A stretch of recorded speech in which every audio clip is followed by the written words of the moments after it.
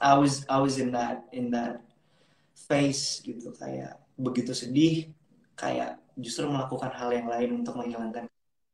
Hmm. Kalau sedih kayak let's put on some sad music to make you even sadder, jadi makin, jadi kayak ya udah, embrace, I guess embrace the sad, paling gitu sih. Dikasih permisi untuk merasakan sesuatu. Yes. Dan juga setelah itu bagaimana perasaan badannya? uh, Biasanya sih jadi lebih lega, jadi kayak oh oke, kayak emosinya jadi lewat gitu, kayak Hmm. dibiar itu aja.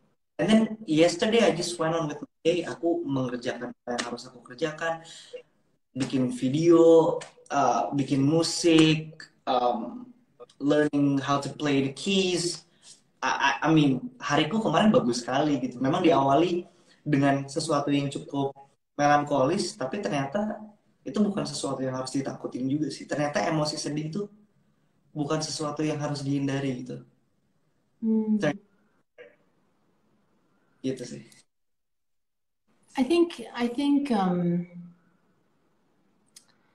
uh, yang pertama sih what we're talking about tidak begitu jauh dengan apa yang saya ngomongin sama Chelsea tadi pagi.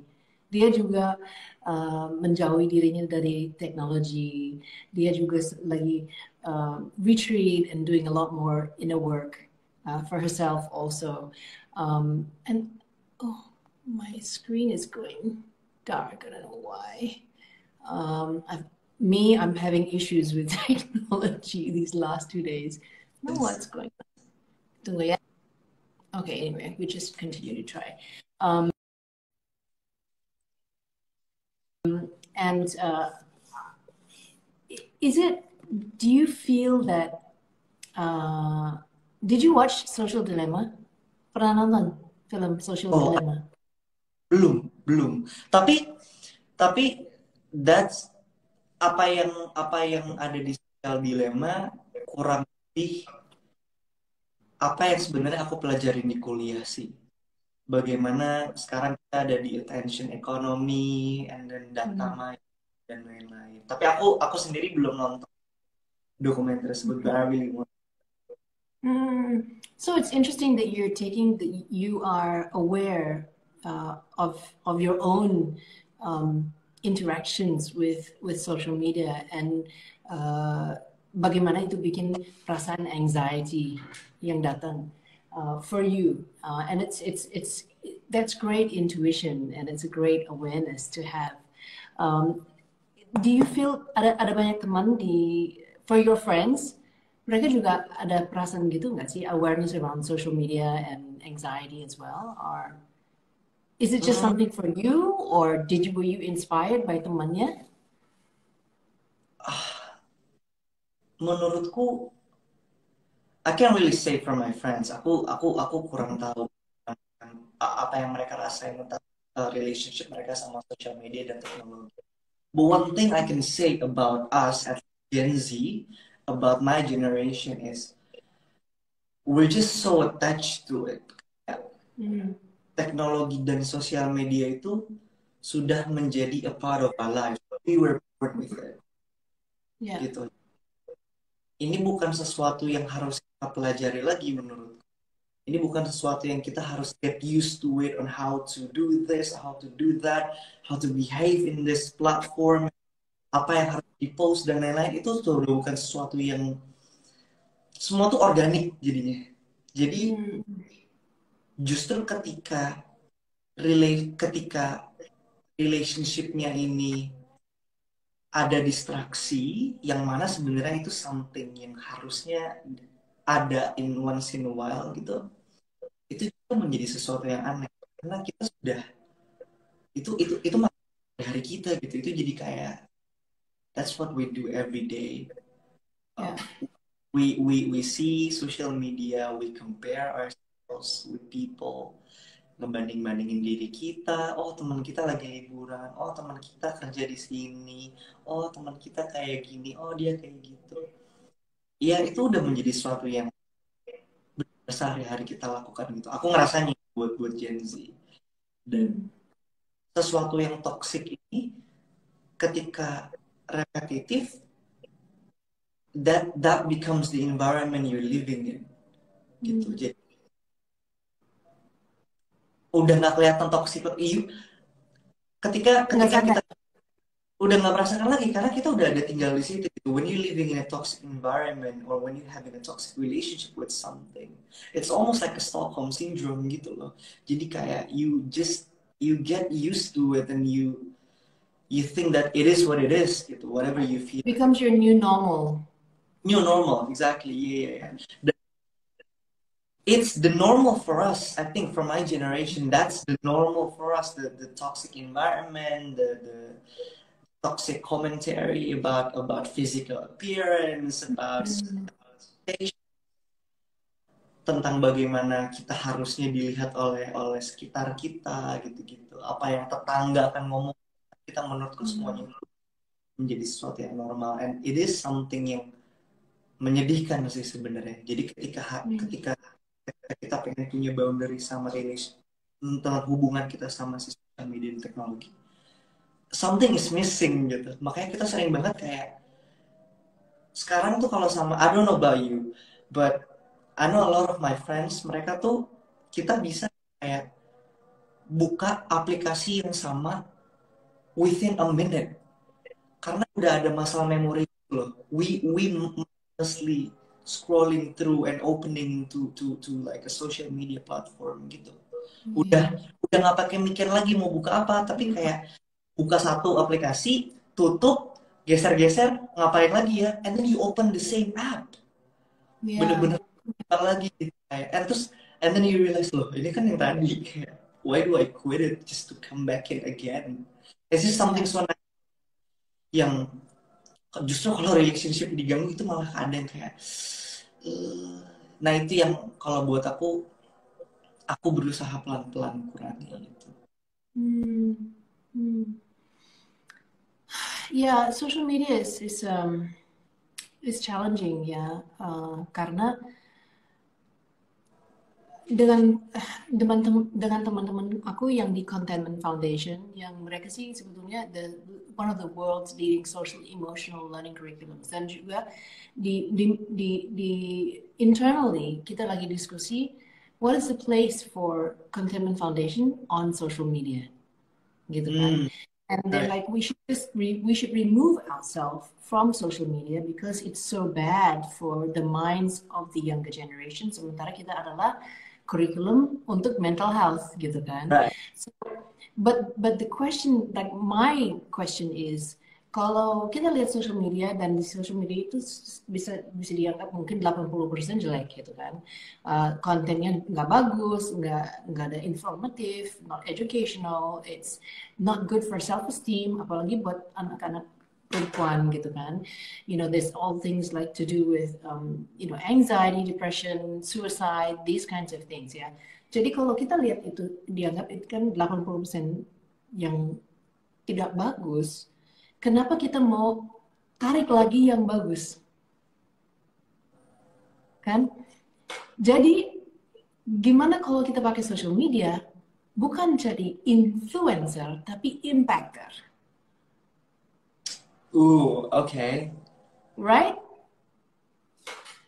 Okay. So, social media, it's just a tool, right? And the tool can be used, bisa dipakai buat yang bagus, atau yang no benefit. Yeah. Got a benefit, kan?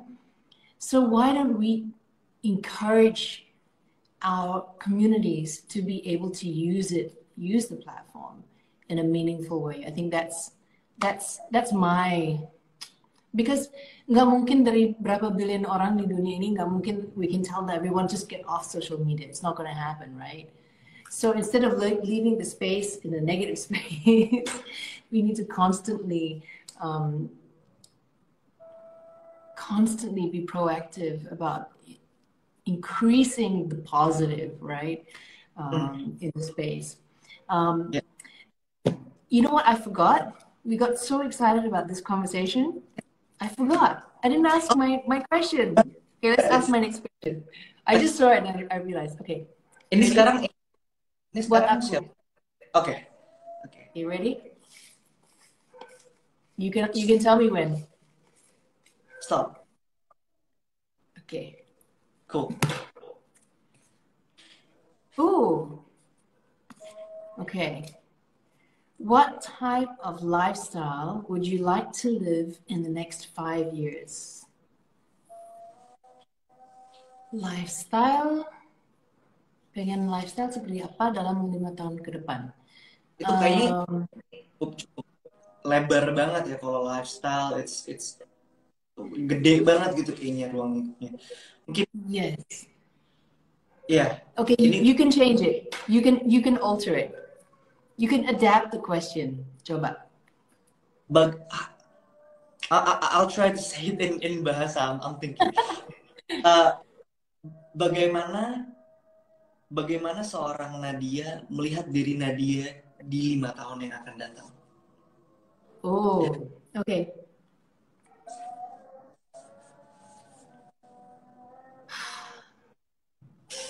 Apa ya? Um,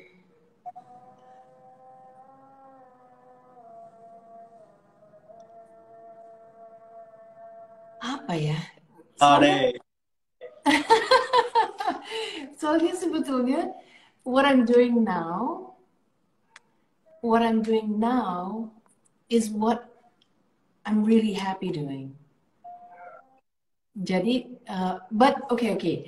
So maybe it's running a social environmental impact organization that is sustainable.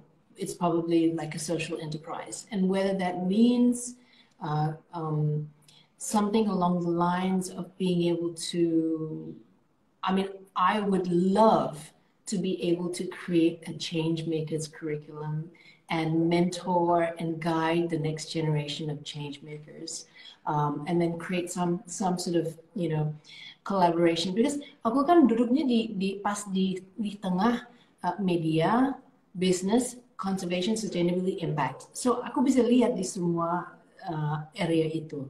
Ya. Dan di situ aku bisa lihat plus minusnya di mana dan kurangnya di mana. Dan kuatnya di sini perlu. Jadi bisa di matchingin gitu seperti puzzle gitu kan. So that's what in my heart I would love to do something like that. Jadi mudah-mudahan itu yang akan terjadi in the next 5 years. Okay, so you are in the spotlight and you have been in the spotlight dari kecil. Umur berapa sih waktu main Dylan? 10?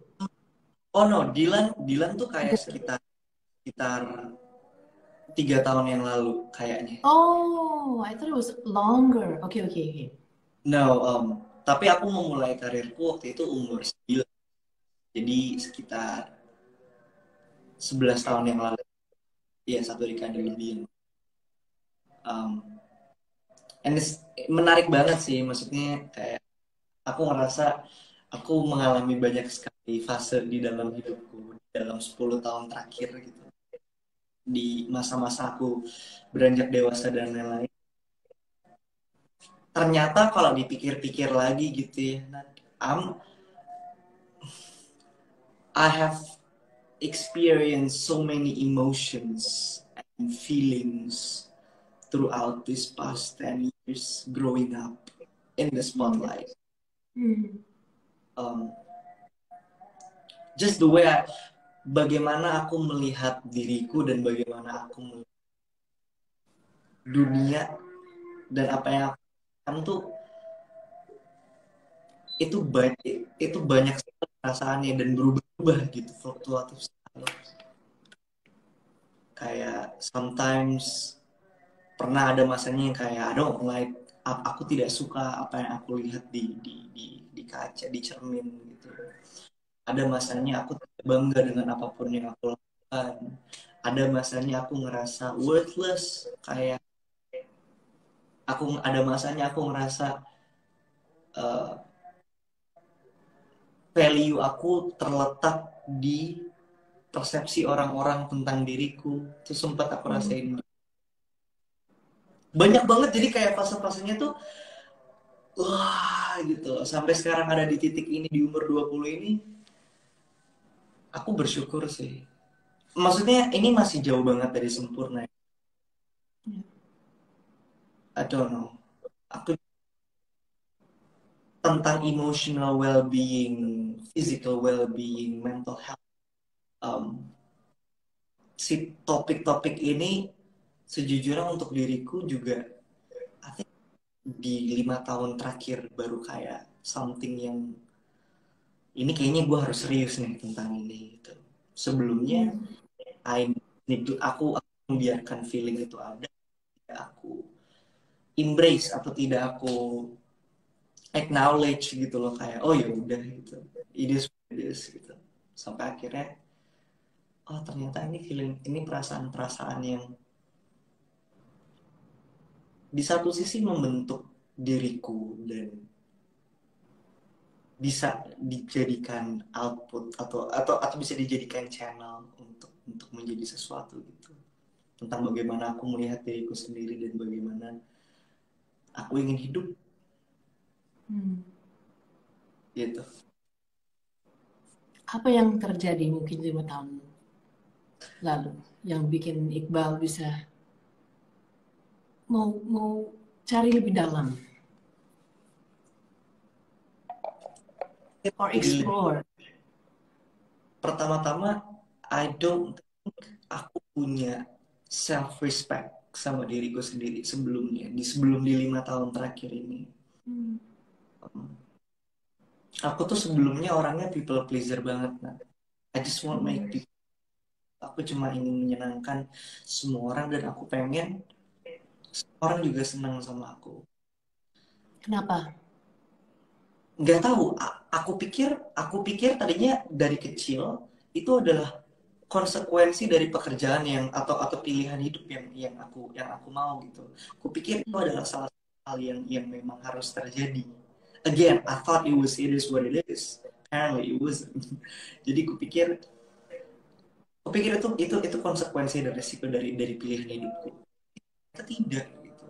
Ternyata yang kutemukan setelah lebih mengenal diriku itu ada dua. Yang pertama, kamu tidak bisa membuat semua orang senang. Yang kedua, kamu juga tidak senang sama semua orang. Jadi Hmm. ya udah, buat apa? Buat apa berusaha untuk berusaha diterima oleh semua gitu. As long as you are being yourself, ya, selagi aku menjadi diri aku sendiri, um, it will resonate anyway. Aku kata, kamu tidak perlu menjelaskan kamu siapa, karena orang yang sayang sama kamu tidak akan peduli, dan orang yang tidak suka sama kamu tidak, ya. And I stand by that quote to this very day. Membiarkan diriku jadi seperti ini gitu. Dan lebih punya respect sama diri sendiri tuh, jadi punya standar gitu, kayak gue tahu apa yang gue suka, gue tahu apa yang gue nggak suka, gue tahu gimana gue mau diperlakukan, therefore itulah cara gue harus memperlakukan orang. Jadi apa, punya boundaries mungkin ya bahasanya, jadi kayak Hmm. lebih mindful itu, Ya. lebih lebih tak, semua gerak gerik, semua thoughts, small thoughts, mau apa yang tahu kan, yang ada di pikiran kita, yang before we step into the shower, before we go to the bedroom, kayak that small things yang kayak kayaknya harus tidur, pengen mandi deh, atau kayak that small voices, itu buat aku pribadi itu jadi jauh lebih baik. Jadi itu jadi didengerin gitu. Jadi oh ya, because sometimes you just gotta trust your instinct, intuition apparently. Dan itu bukan sesuatu yang itu Apparently. apparently ya, itu bukan karena itu bukan sesuatu yang aku rasa, apalagi tadinya aku pikir laki-laki itu tidak seharusnya menjadi seorang perasa. Itu juga sesuatu yang Hmm. I kinda grew up with. Maksudnya itu bagaimana industri yang aku geluti itu, waktu itu aku melihatnya that's just the way I see it gitu. Itu yang aku ngerasain gitu. Kalau kayak ya cowok seperti ini, cewek seperti ini, kalau cowok merasakan itu kayak dianggap kecewa-cewaan. Akhirnya itu yang membekas gitu kayak, oh ya I'm not supposed to feel that. Aku nggak harusnya kayak gini. Kata kata nggak juga. Gitu. Dan itu tadi, ini prosesnya panjang. Aku makanya bisa ada di kursi ini, bisa ngomong seperti ini juga. Ini satu dekade ini bener-bener pelan-pelan hating myself, hating my surroundings, blaming the world, kayak coming of age movies gitu loh. I'm the main character and the world hates me kayak gitu. I mean, I can laugh about it now because I've got kids who went through the similar thing, so I totally get it. But it's not easy. It's not easy. Kadang-kadang kita cuma, kalau aku ya, maybe I'm speaking from my generation. Aku mungkin ngomong dari untuk generasiku juga gitu. Kadang-kadang kita tuh ngerasa kita pengen punya orang-orang dewasa yang cukup ngedengerin aja sih.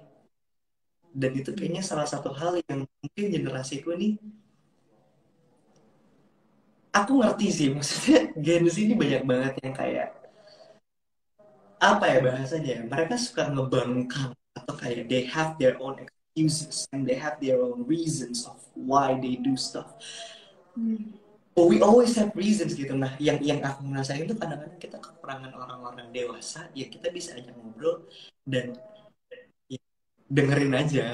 Karena kadang-kadang kan biasanya parents have tendency to give advices. Jadi dengerin dulu, terus kalau saya gini, kalau dulu udah pernah senggarem dan lain-lain. Well, sometimes menurutku didengerin, pengennya sih didengerin aja gitu loh. Kayak just punya orang di situ hanya untuk mendengarkan gitu. Do you have that person now? Oh ya ya ya. Then you're lucky. Dan itu dia, aku bersyukur dan aku tahu itu sebuah privilege sih, maksudnya untuk bisa punya orang-orang yang aku bisa ngajak ngobrol and be vulnerable with. Karena aku yakin sih pasti di luar sana ada umuran aku yang tahu punya kebutuhan untuk meluapkan itu, tapi mereka tidak seberuntung itu untuk punya orang ngobrol kayak gitu. It's topik ini penting sekali, apalagi di di Asia, karena buat laki mereka susah sekali curhat. Kalau di